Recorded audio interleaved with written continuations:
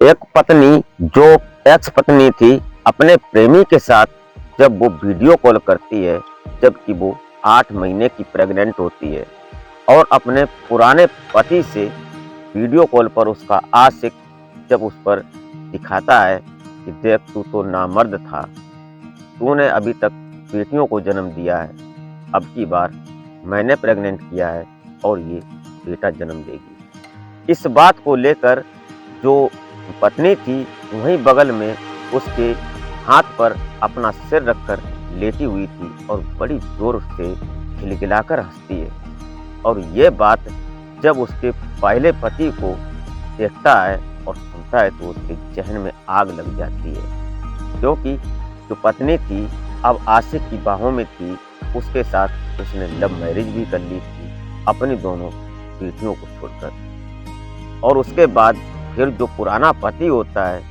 वो इतना बड़ा कांड करता है कि आज वो पत्नी ना उस घर की रही और ना अपने आशिक के घर की रही, क्योंकि आशिक तो इस दुनिया में ही नहीं रहा। उसने पूरी यूपी को हिलाकर रख दिया। यूपी क्या, जहाँ जहाँ तक ये खबर गई लोग सोचने पर मजबूर हो गए कि गलती इसकी पति की थी या गलती उस आशिक की थी या गलती पुराने प्रेमी की थी, इसमें गलत था कौन। तो पूरी सच्चाई जानते हैं इस वीडियो के माध्यम से। आप इस घटना को अंत तक जरूर बात कीजिएगा। घटना बड़ी मार्मिक होने वाली है और इस घटना को सुनने के बाद आप क्या सोचेंगे, अपना सुझाव कमेंट में जरूर लिखें। और चैनल पर अगर आप पहली बार विजिट किए तो प्लीज़ हमारे चैनल को सब्सक्राइब जरूर कर लें। इससे हमारा हौसला बढ़ता है, हमारा मोटिव बढ़ता है। तो नमस्कार, आदाब, सत श्री अकाल। मैं अजय कोहली और आप देखना शुरू कर चुके हैं अजय कोहली सफर।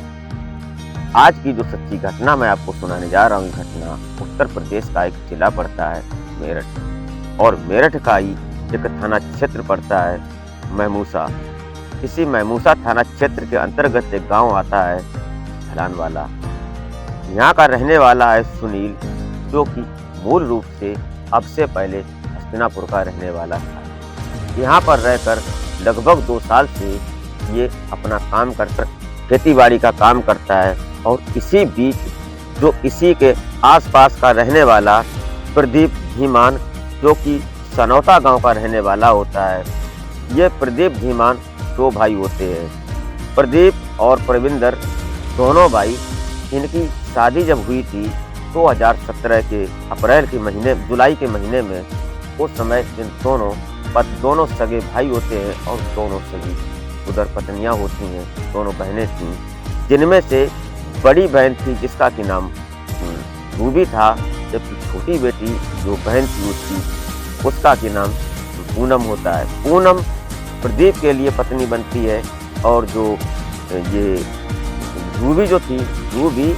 अपने जो प्रविंदर होता है उसकी पत्नी बनती है। शादी होने के बाद दोनों परिवार एक घर में बड़ी हंसी खुशी से रह रही थी। इनकी दोनों की माँ जो थी, इसका की नाम उषा देवी होता है। शादी होने के बाद बड़ी अच्छी तरह से जीवनचर्या चल रही थी। प्रदीप जो था, ये कुछ मेडिसिन में जानकारी थी इसकी, इसने पढ़ाई भी अच्छी कर रखी थी, तो ये मेरठ में ही किसी जगह पर एक मेडिकल करता है और मेडिकल में ये अपना दुकान चलाता है। धीरे धीरे उस मेडिकल से इसका जो परिवार था सब दिन सही सलामत से चल रहा था, लेकिन इसी बीच इसकी 2 बेटियां भी हो जाती हैं।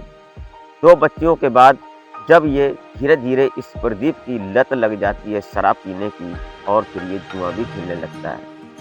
लेकिन जब इसका काम धंधा सही से नहीं चलता, उसके बाद ये मुजफ्फरनगर चला जाता है, वहाँ जाकर ना कुछ काम करने लगता है। लेकिन जब ये अब से लगभग 1-1.5 साल पहले की बात है, जब ये घर आता है तो इसको पता चलता है किसी गांव वाले से, पड़ोसी से, कि इसकी पत्नी जो पूनम है, पूनम का एक सुनील नाम के एक लड़के से इसका अफेयर चल गया है। यह बात जो प्रदीप था उसको बर्दाश्त नहीं होती है और वो अपनी पत्नी पूनम को ढंग से पीट देता है। जब उसकी पिटाई होती है, ये बात पूनम के जहन में घर कर जाती है।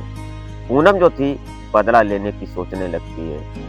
उसकी पिटाई और वो बर्दाश्त नहीं कर पाई, उसके बाद वो फैसला कर लेती है कि अब मैं प्रदीप के साथ बिल्कुल भी नहीं रहूँगी और वो प्रदीप को छोड़कर अपने मायके चली जाती है, जो कि पूनम कमचंदपुर गांव होता है, यहाँ की रहने वाली थी।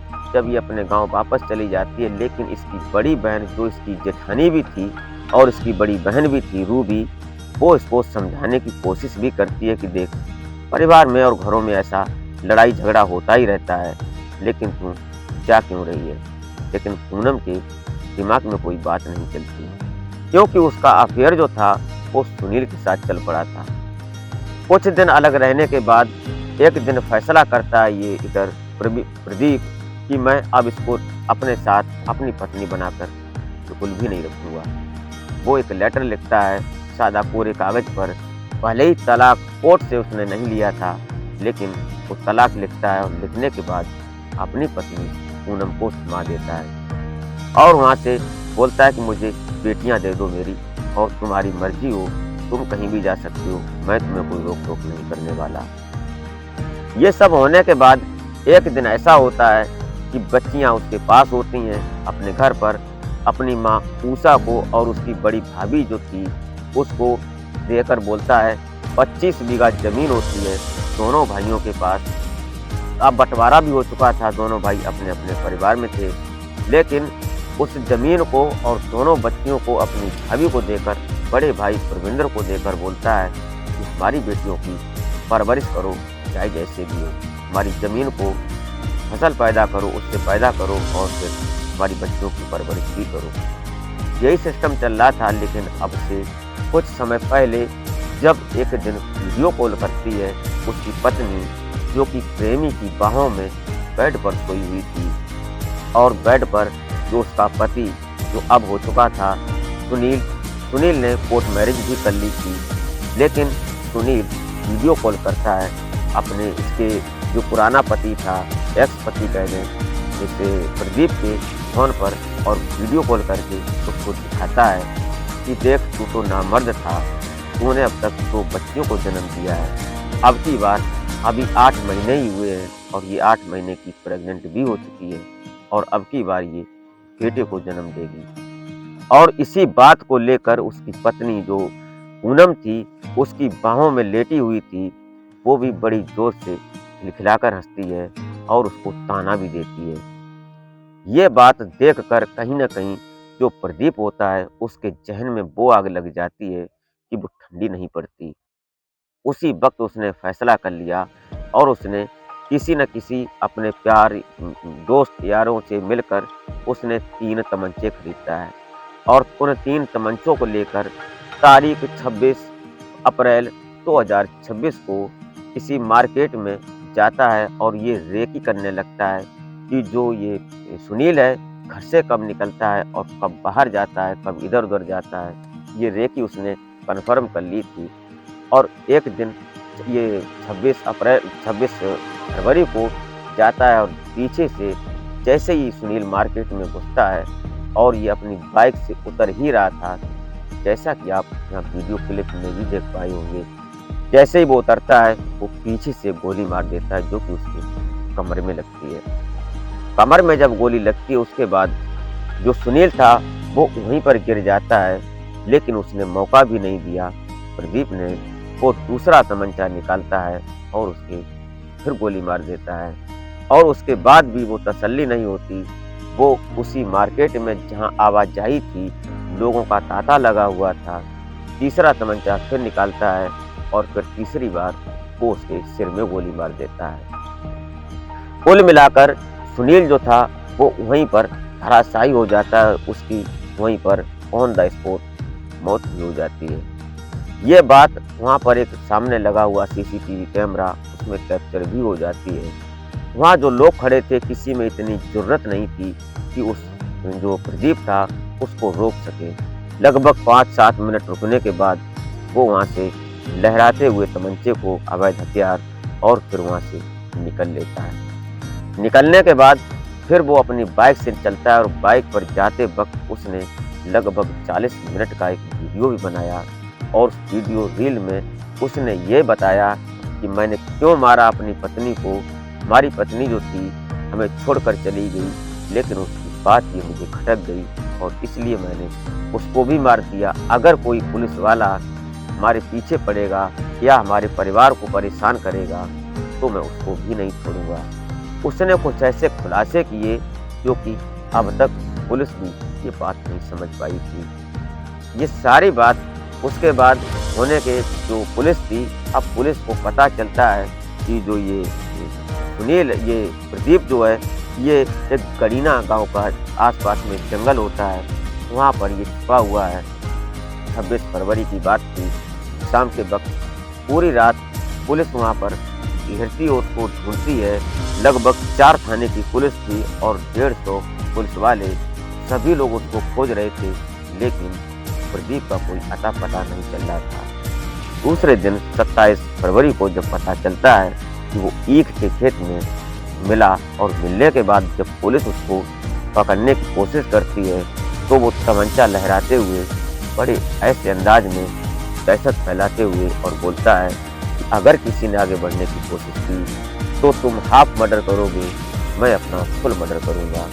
ये बात सुनकर जो वहाँ पुलिस के लोग खड़े थे, आला अधिकारी खड़े थे, एसएसपी थे, 4 थाने की पुलिस थी, सभी दल बल थे, टीमें थीं, लेकिन किसी की इतनी हिम्मत नहीं हो रही थी कि इसको आगे जाकर कोई पकड़ सके। उन्हीं में से एक पुलिस वाला बड़ी सांत्वना देते हुए विश्वास के रूप में उसको बोलता है कि देखो तुम कुछ मत करो, क्योंकि वो बीड़ी जगाने लगता है, बीड़ी सुलगाता है।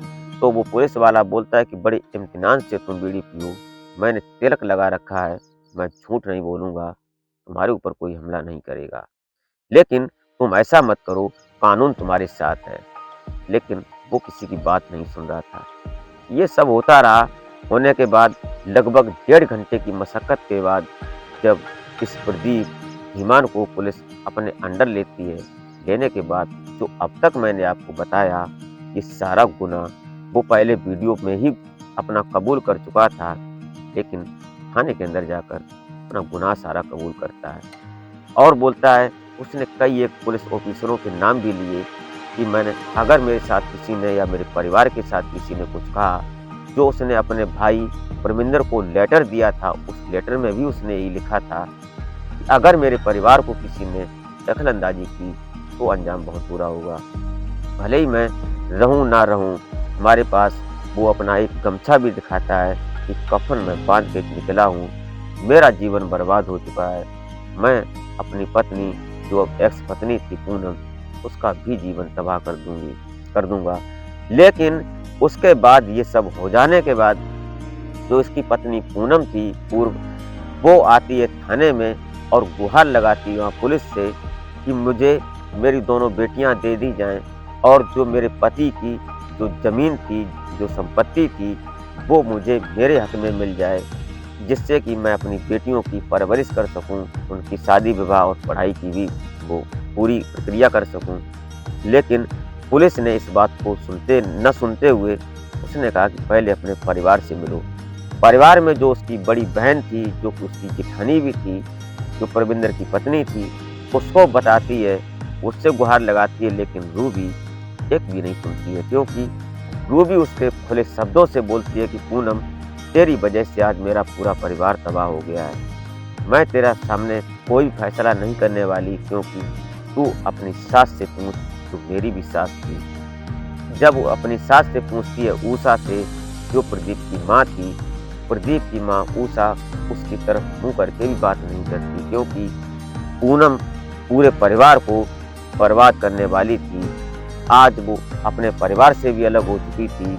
उसका बेटा एक देखा और जाने माने जो कि कातिल बन चुका था, एक ऐसा क्रिमिनल बन चुका था जो कि लोग देख रहे थे, सुन रहे थे, उनकी हवा भैया उठ गई। एक जरा सी बात को लेकर पूरा परिवार तबाह हो गया और ये बात सारे उत्तर प्रदेश में क्या, सारे भारत में जहाँ जहाँ भी गई, लोग सोचने पर मजबूर हो गए। आज की महिलाएं ऐसी भी हैं, परिवार बना भी सकती हैं, परिवार उजाड़ भी सकती हैं। आपने इस वीडियो को सुना, देखा, आप अपनी प्रतिक्रिया जो देना चाहें कमेंट बॉक्स में जरूर दे सकते हैं। इसी के साथ आप अपना और अपनों का बेहतर तरीके से ख्याल रखें। इस घटनाक्रम को सुनाने का उद्देश्य किसी को हैरान या परेशान करना नहीं था, बल्कि जागरूक करना होता है कि समाज में कुछ ऐसे भी लोग हैं। तो मिलते हैं फिर नेक्स्ट वीडियो में, तब तक के लिए